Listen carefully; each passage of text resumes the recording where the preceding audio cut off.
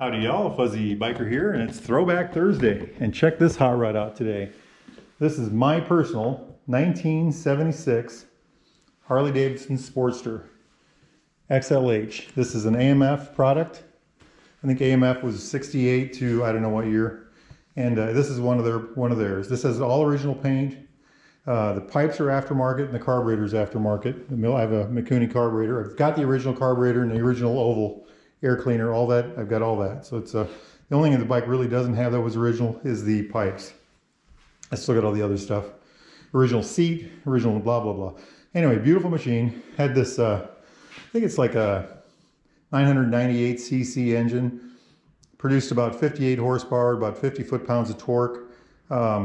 V-twin, more stroke than bore. They called them an iron head because these cylinders were iron, and then the heads, the actual heads themselves, were also iron. So they called it an iron head. Very heavy. And beautiful motorcycle. Has a 4-speed transmission. Shifter. Look at this big long shifter big long shifter on that side. That whole thing. It's just every time I take that off to get into the primary, it's amazes me. The big cast piece. And that's all original, by the way. The other thing the bike didn't have when we got it was the battery. This was all gone, so we've got to get a new battery case. But back to the this side. It's a push rod overhead valve. Cams are in the belly here. This is called cam chest. The valves are at top. 2 valve per cylinder, 1 exhaust, 1 intake. 4 cams down here, each one running a push rod. Very easy to adjust the valves. You pop this little clip out and slide this up, and there's a little adjuster there. You dead center the head, and then you do your adjustment, and then you put it all back together. No problem at all. You can do it all in about 5 minutes. One of the things about that is on this bike you're supposed to adjust the valves, or check the valves anyway, every 500 to 1,000 miles. And they usually need, the exhaust valve at least usually needs adjusted about every 1,000. So it's a good thing you do it right. This is a generator engine. The generator's right here. We'll come around to the other side. And that's a cycle electronic generator. The generator that was with the bike originally, it didn't work. I got a replacement, some off-brand, it didn't work, so I got cycle electronic. And that's helped me a lot. I did not get the kind that had the regulator back here because I wanted to keep the original regulator in this location. Of course, the original regulator, which looked like this, solid state, was a shot. So I had to get another one to replace it, and that's what this is. This was a transition year. Some of the regulators were like this. Some of the regulators were the old point style. The bike had this when I got it, so I left that on there. I got another one just like it. I mean, if that one were ever to go out, I might consider going with the other style. I'm old enough to have worked with those, and I also know how cantankerous those can be. So this bike is cantankerous enough. I don't know if I need to go through that kind of a problem. Other things about this bike, it's got a dry sump oiling system. There's the tank right there. There's the oil pump right there. It's a 2-part pump. It's got a pressure pump, which pumps pressure up to the engine all the way to the top and to the where it needs to be, and then a scavenge pump built in, and the scavenge pump pumps the oil back to the tank. Kind of a neat system. The old, a lot of motorcycles, even new ones, have that now, but for the most part they don't. But very interesting. I love that engine. It's simple. It's great to work on.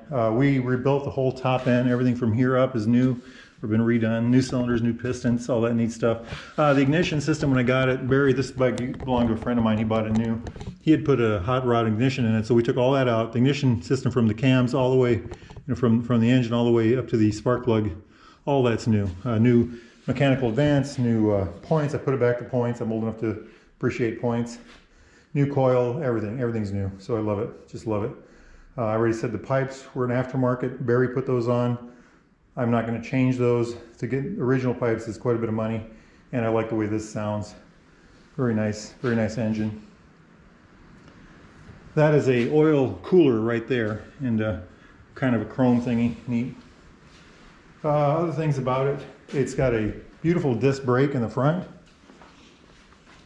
and we had to replace the original one, so that's a new one.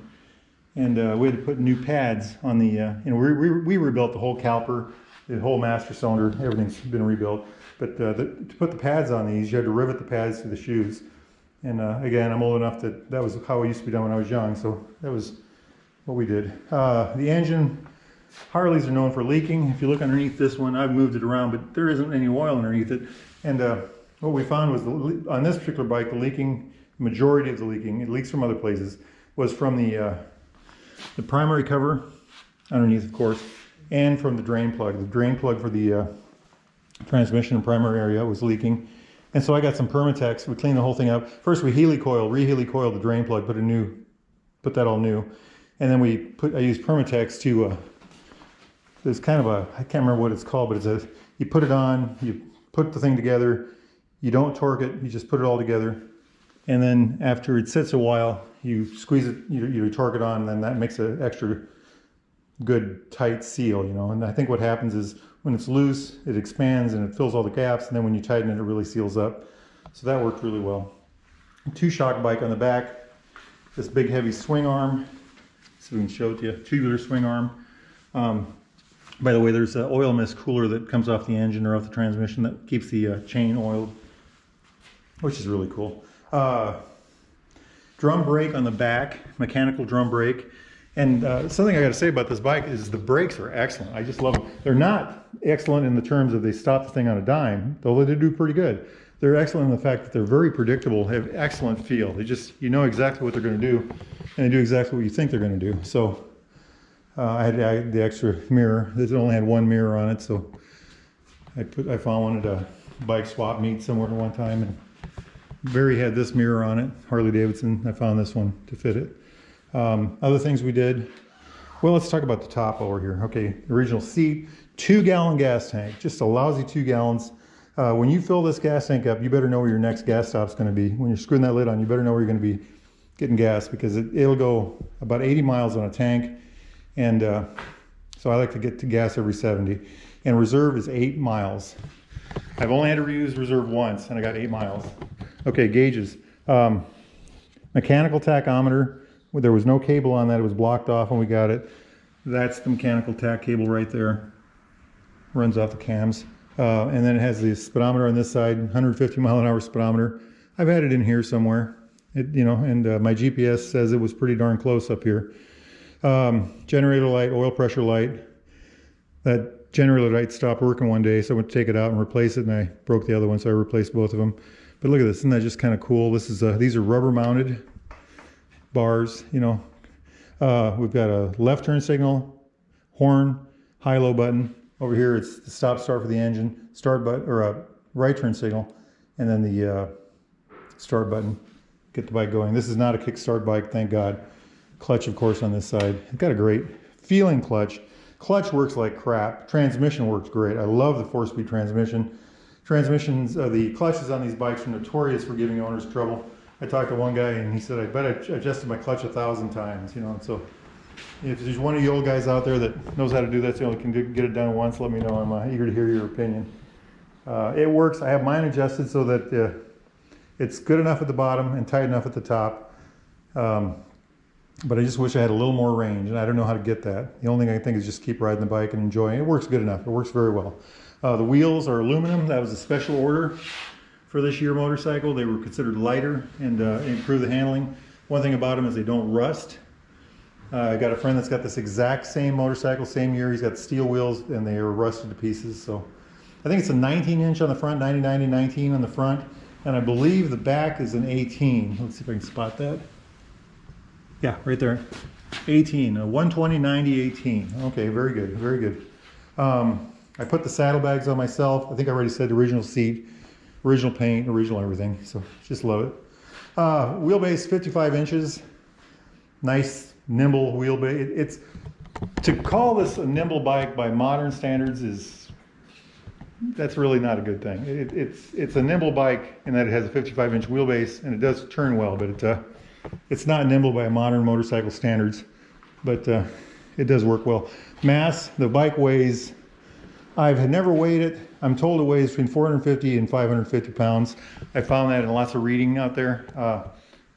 I need to take it to a scale, so I call it 500 pounds. But the thing about the bike is the center of gravity is so low. There's a gigantic crankshaft in there, you know. You feel like you're on a skateboard. It's just so low to the ground. You know, it just, when you're on it, it's just, I have never sat on a bike with any lower feeling center of gravity than this thing, and I've ridden a lot of bikes. So in that case, it's very well. So let's talk about handling while we're on it. Pushing it around here today, I had it sitting over yonder and I pushed it over here.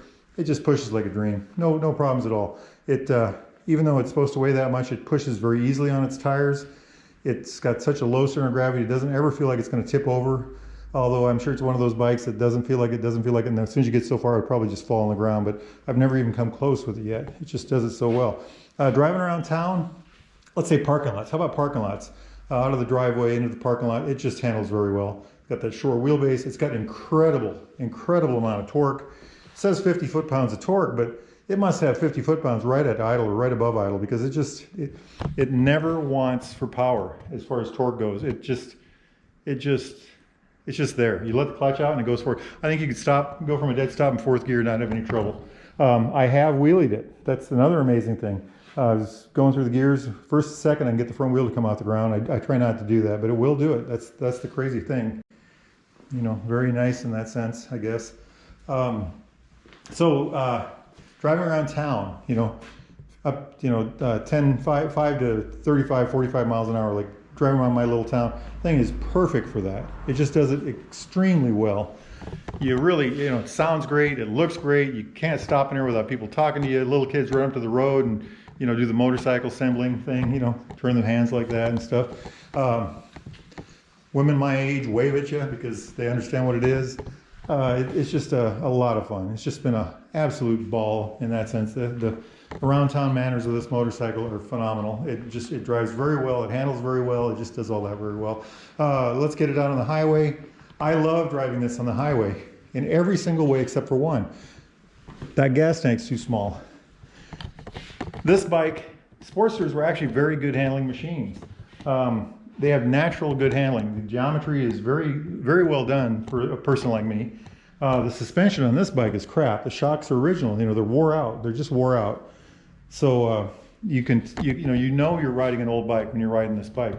But the handling, the way it goes through curves, the way it, it just does it really, really. I like it. I like it a lot. They did it right in those days. And the new ones, new bikes handle great too. I'll tell you that right now. Going faster than that, let's say the interstate, I've had it on the interstate several times. It will certainly go interstate speed plus. It'll go over 100 easy, 110 easy. And I'll tell you, it does it just fine. But here again, the limitation is that gas tank. I get about 40 miles a gallon. It's a 2-gallon tank. It's, when you pick up a lot of speed, you use more gas. So, there's that. I don't know what the seat height is offhand. I want to say 26, 27 inches. Maybe. I love the full fenders. That's an original fender. The paint, like I said, all this is original. It's just a barrel of fun. Just a hoot. Hey, thanks for coming to Throwback Thursday. That's my 1976 Sportster XLH. Come back next week, see what we got. Life's short, get out there and ride. Wahoo!